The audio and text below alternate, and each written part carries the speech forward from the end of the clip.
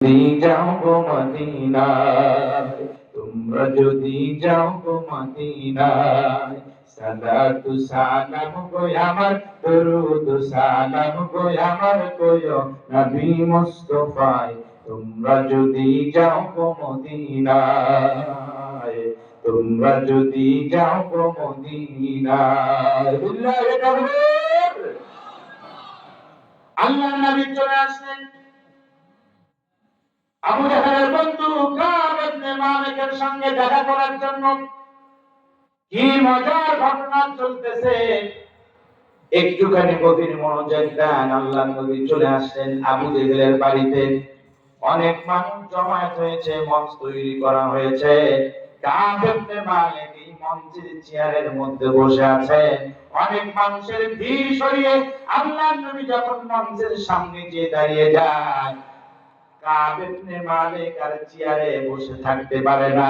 আল্লাহর নবীর চেহারা দেখার সাথে সাথে কাব ইবনে মালিক চেয়ার থেকে দাঁড়িয়ে বিশ্ব নবীর একেবারে কাছাকাছি চলে আসছে। কাব ইবনে মালিক থেকে বলে, আল্লাহর নবীর চেহারা দেখার সাথে সাথে আমি কাব ইবনে মালিকের মনের মধ্যে অনুভূতিটা এমন হলো, পৃথিবীতে এত সুন্দর মানুষ আর কেউ হতে পারে না। তাদের চেয়েও সুন্দর মানুষ। বিশ্ব নবীকে দেখার সাথে সাথে আমার দিলটা ডেকে বলে, ইনি হলেন আখিরি জামানার পয়গম্বর বিশ্ব নবী মুহাম্মদুর রাসূলুল্লাহ।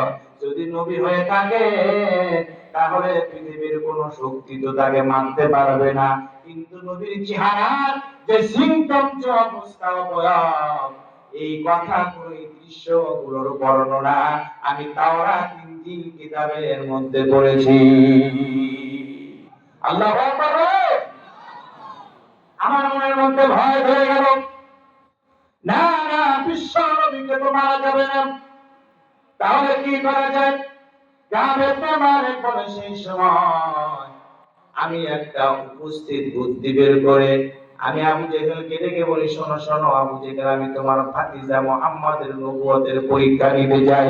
তোমার ভাতিজা মুহাম্মদ যদি নবুয়তের পরীক্ষা দিতে পারে তাহলে আমি নিঃসন্দেহে মেনে নেব ইনি হলেন আখিরি জামানার পয়গম্বর বিশ্ব নবী মুহাম্মদুর রাসূলুল্লাহ। আবু জাহেল কাব ইবনে মালিককে ডেকে বলে, শোনো বন্ধু, আমার ভাতিজা মুহাম্মাদের কোনো পরীক্ষা নেওয়া যাবে না। কারণ হলো আবু জাহেলের মনের মধ্যে এই বিশ্বাসটা ছিল, মুহাম্মাদকে পরীক্ষা নিতে দেরি হবে, সেই পরীক্ষায় মুহাম্মদ সাল্লাল্লাহু আলাইহি ওয়াসাল্লাম পাস করতে কিঞ্চিত পরিমাণ সময় নেবে না। কাব ইবনে মালিক বলেন, আবু জাহেল শোনো, স্পষ্ট বার্তা তোমাকে দিয়ে দেই, তুমি যদি মুহাম্মদ সাল্লাল্লাহু আলাইহি ওয়াসাল্লামকে যদি কোনো প্রশ্ন আমাকে করতে না দাও তাহলে আমি তোমার কাজে কোনো সায় দেব না। তুমি যেই জন্য আমাকে ডেকেছো আমি তোমার সেই কাজ করতে পারবো না। আমি বিদায় নিয়ে আমার দেশ ইয়ামেন দেশে চলে যাব।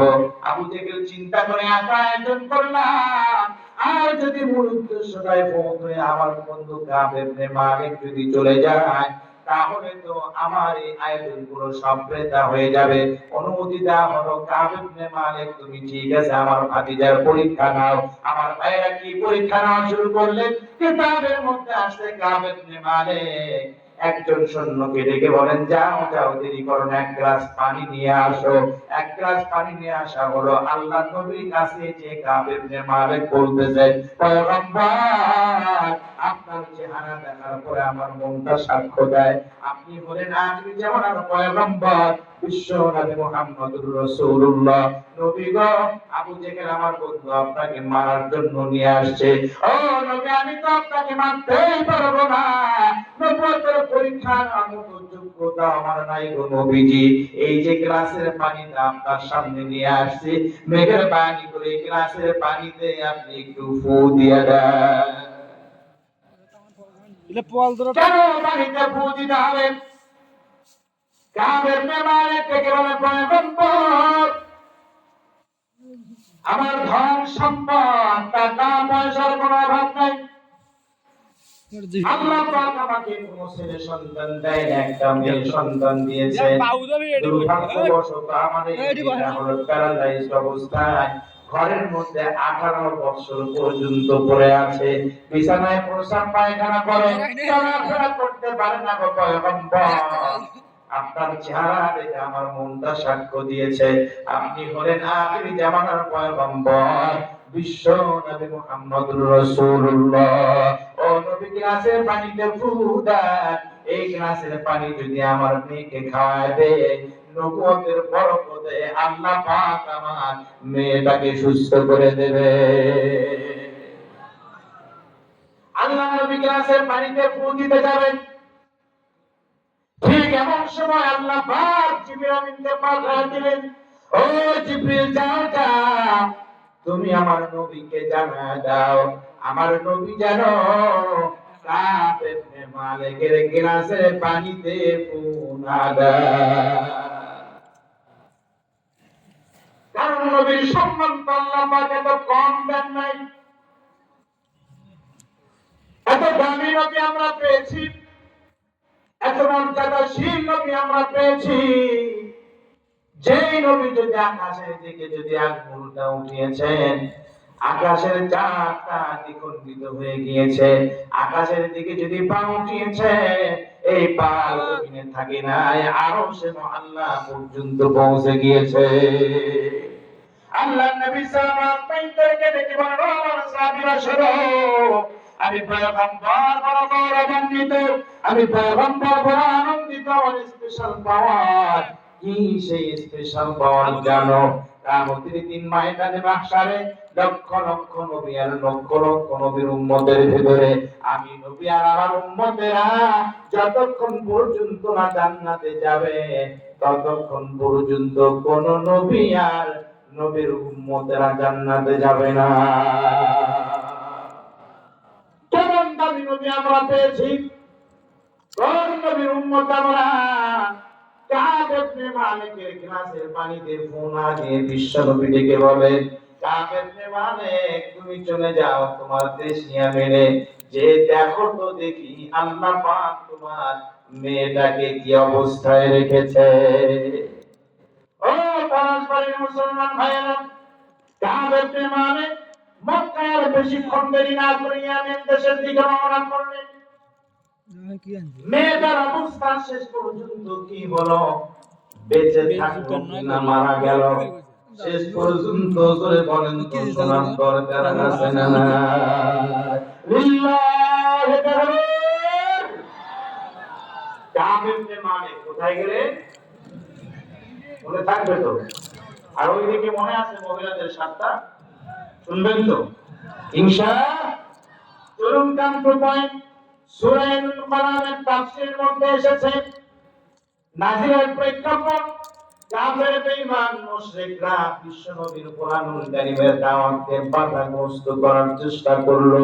আল্লাহ নবী যেন কালেমার দাওয়াত যেন মক্কাতে দিতে না পারে, এই জন্য মক্কার সমস্ত সিনি সন্তানি চুরি ডাকাতি বাটপার যত যা আছে সবাইকে একত্রিত থেকে তাদের সামনে যে ঘোষণাটা দিতেছিলেন, শোনো শোনো মক্কাবাসীরা, ওয়াকালাল্লাযীনা কাফারু লা তাসমাউ লিহাযাল কুরআনি ওয়ালগাউ ফীহি লাআল্লাকুম তাগলিবুন।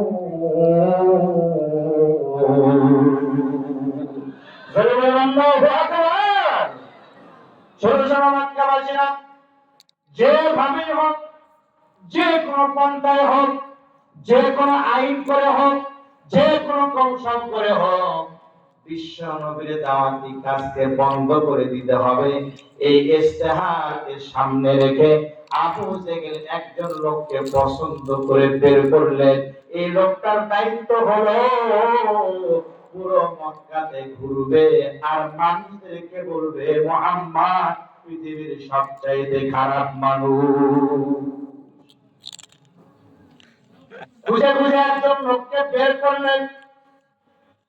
কিতাবের মধ্যে আছে লোকটার নাম হলো ওলীদ ইবনে মুগীরা। কি নাম?